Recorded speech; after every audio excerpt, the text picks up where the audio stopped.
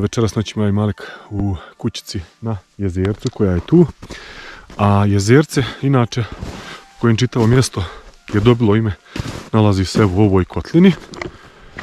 Evo ovdje ćemo ići.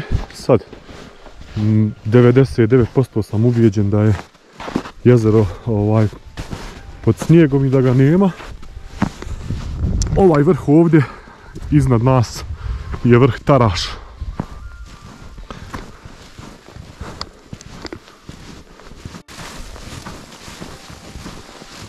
Dakle, evo vidi se na ovom tu dijelu malo leda gdje ima.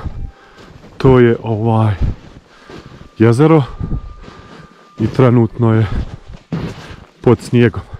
Možda se čak može doći do vode ako se razbije ovaj led gore. Ovdje imamo još jednu interesantnu priču prenjsku.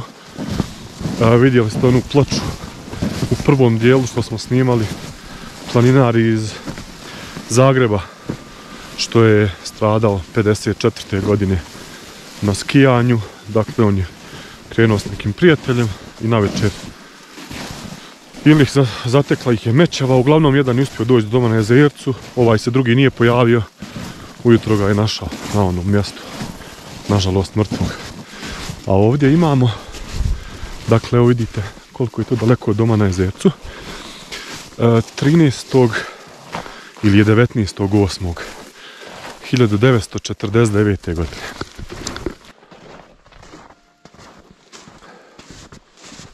Dakle, piše žrtve planine Prenj. Kao što možete pročitati ovdje, planinarsko društvo Kranj iz Slovenije postavilo je ovu spomen ploču za žrtve planine Prenj. Ada Modić, koja je imala 23 godine, i Marica Hribar, koja je imala 33 godine, su 19.8. znači u ljeto 19.8.1949. godine po predivnom danu sa Boračkog jezera krenuli u pravcu jezerca. Dan je bio sunčan, lijep, međutim naglo je se okrenula nagla promjena vremena, krenula je kiša, led, susnježica i na kraju snijeg. Snježna mećava ih je uhvatila, magla je pala i nisu mogli doći do doma. Počeli su da lutaju, priblile se jedna uz drugu i nažalost promrzle i njihove duše su zauvijek ostale ovdje na Prenju. To je još jedna priča, jedna tragedija prenjska koja je možda jedna od najpoznatijih, upravo zbog tog što je nevjerovatno da je 19.8.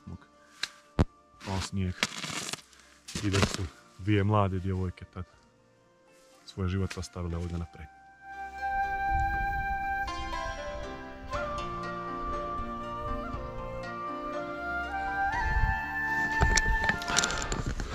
Evo, ako ste primijetili, mi smo već u kući, ne znam, 3-4 sata, ali nema dima iz dimnjaka jer nema drva. Imamo možda za jednu vatru i da druga ostane nekome poslije nas, zato nećemo da ložimo. Zapalit ćemo je tek nekad večeras i evo, preporuka onima koji dolaze ovdje da se pripreme dobro da se utople, jer trenutno nemamo mogućnosti da uberemo i situacija je takva ovdje, nažalost, problem sa drvima.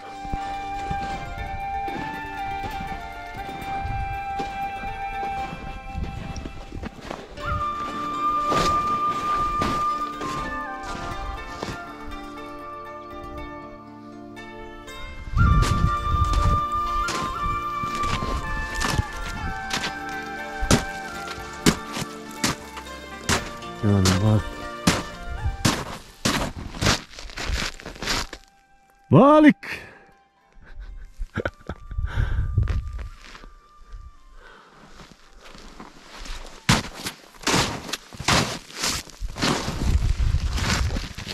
Dakle, ovo je tabla Udruženje građana zone 2000.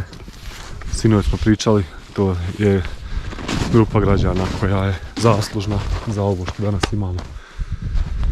Zajedno naravno sa svim planinarima iz Bosne i Hercegovine i regiona, jer su 10 godina je se kuća pravila i 10 godina su razni planinari iz raznih krajeva donosili materijal, iznosili i pravili.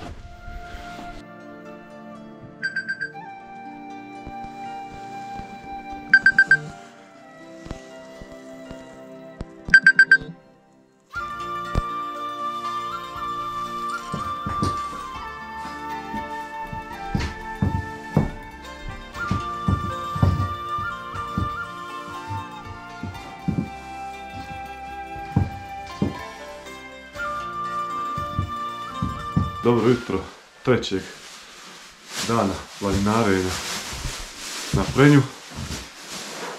Ustali smo jutro u 5, dočkovali, pomeli kuću, pospremili sve iza nas. Ostavili smo, evo, i dovoljno drva za one koji dođu posle nas. Evo, ostavljamo i jedan paket ovih kockica za potpalu.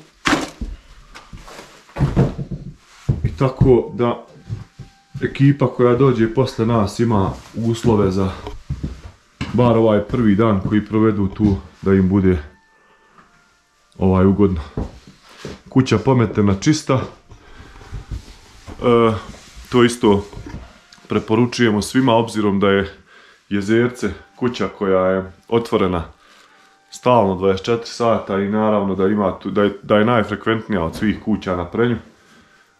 Pa evo jedna poruka i na našem primjeru, dakle da ostavite čisto iza sebe, da ostavite drva barem za jedne vatre i vode. Evo, mi smo ostavili, imaju 2 kanistera po nekih 5 litara. Tako da evo, u slučaju nekog nevremena da dođu ljudi ovdje, sigurno jedan dan i može biti bez ikakvih problema ugodno. Toliko za sada, mi sad krećemo u pravcu Osopca, vidjet ćemo kako vrijeme nam je se malo promijenilo, ima oblaka, nema nekog vjetra, nije nešto ni hladno, pa vidjet ćemo kakav bude snijeg, hoćemo li penjati Osovac ili nećemo, ali uglavnom, evo od ovog momenta mi krećemo.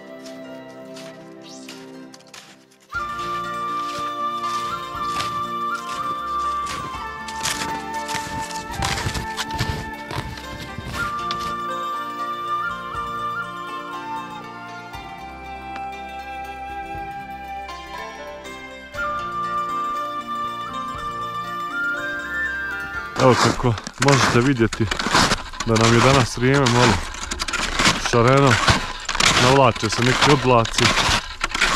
Pa evo, još uvijek razmišljamo hoćemo li penjati Osobac ili ćemo ići pravo kuće, obzirom da smo prilično i umorni od ova 2 dana, a snijeg propada, kao što vidite, čak i pod krpljama.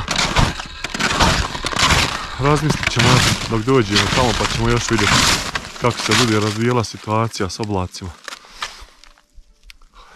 Hoćemo li ići dalje ili nećemo.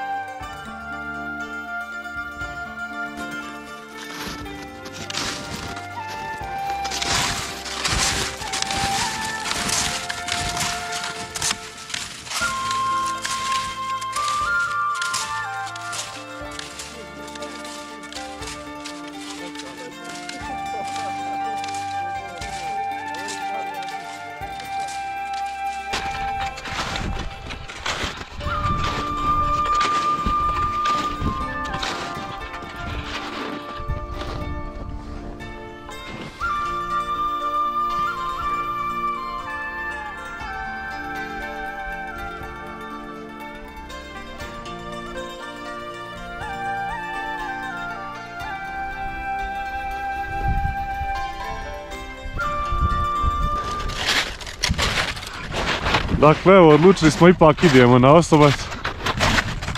Stvari ostavljamo ovdje pored puta, a mi idemo ovuda gore i naš cilj, vrh Osobca. Neki vjetar nam je počeo da puše, pa evo, vrijeme se malo mijenja, ali evo, nije toliko loše da ne bi barem pokušali.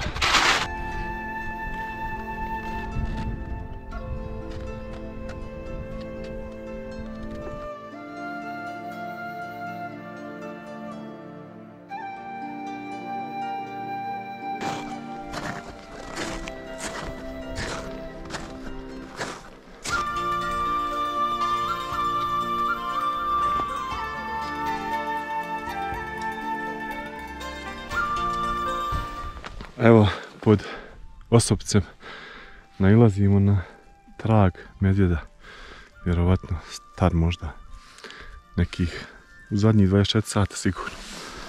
Evo ga.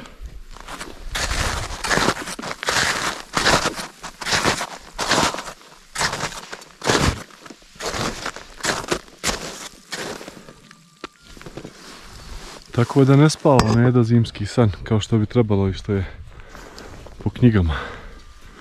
Medo traži hranu vjerovatno i nije sakupio dovoljne zalihe da prezimi.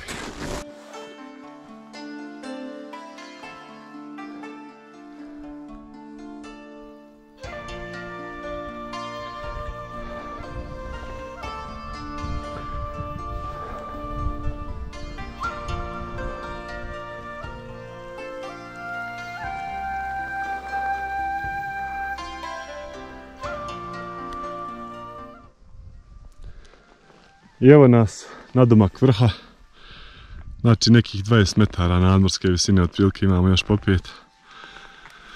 I to je to. Vasni do ispod. Ovamo greben Sivadija, tamo desno Kamenac, Plavac, velike vršine, sedla, Botini, Zelena glava, Otiš i evo ga ovdje Osobac ispred nas.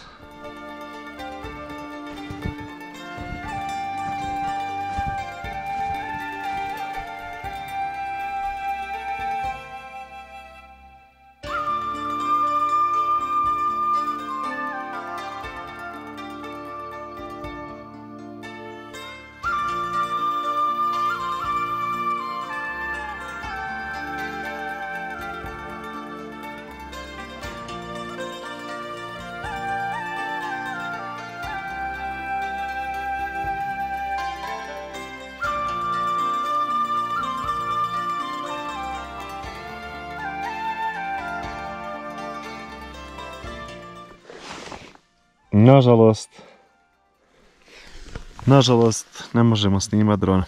Evo, donijeli smo ga na Osobac, ali ne možemo snimati. Traži neku kalibraciju preko računara, moram skinuti neku aplikaciju da kompletiram kalibraciju da bi omogućio taj vision sistem za njegovu pravilnu upotrebu. Dakle, ne mogu snimati dronom Osobac.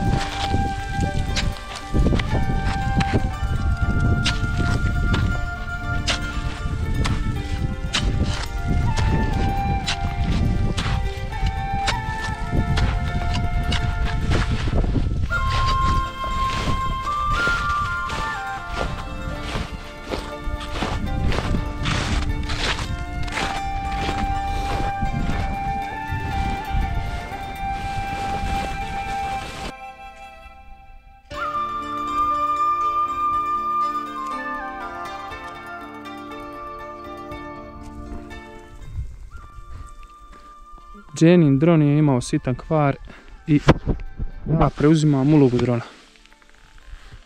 I evo spremam se da proletim kroz vrata. Šalim se. Evo, uživajte u Gavrinom oknu u Osopcu. Legenda kaže da je alpinista Gavro Bilbija spenjao prvenstvenu smjer prošao kroz okno i ovo je okno dobilo naziv po njemu.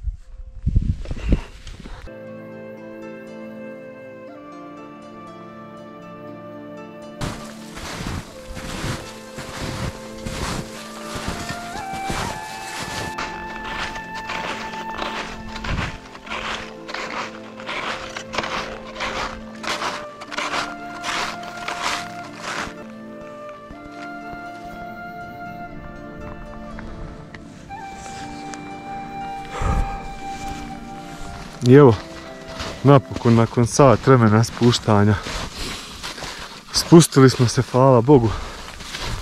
Malik se spustio dobrih 15-20 minuta prije mene.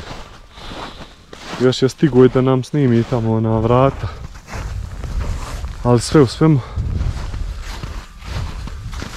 nek smo se sišli zdravi i živi.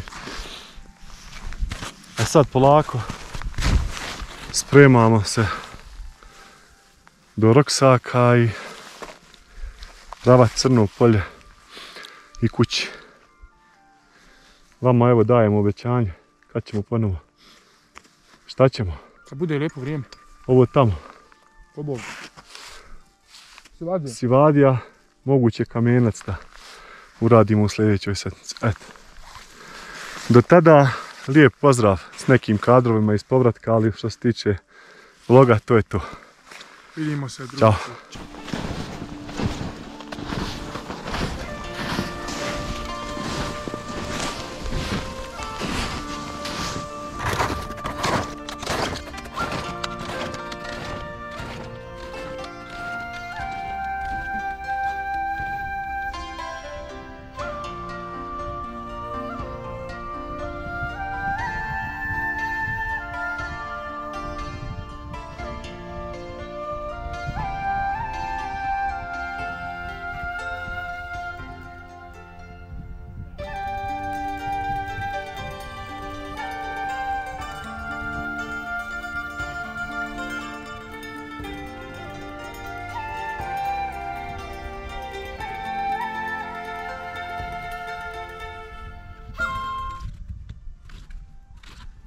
Kraj.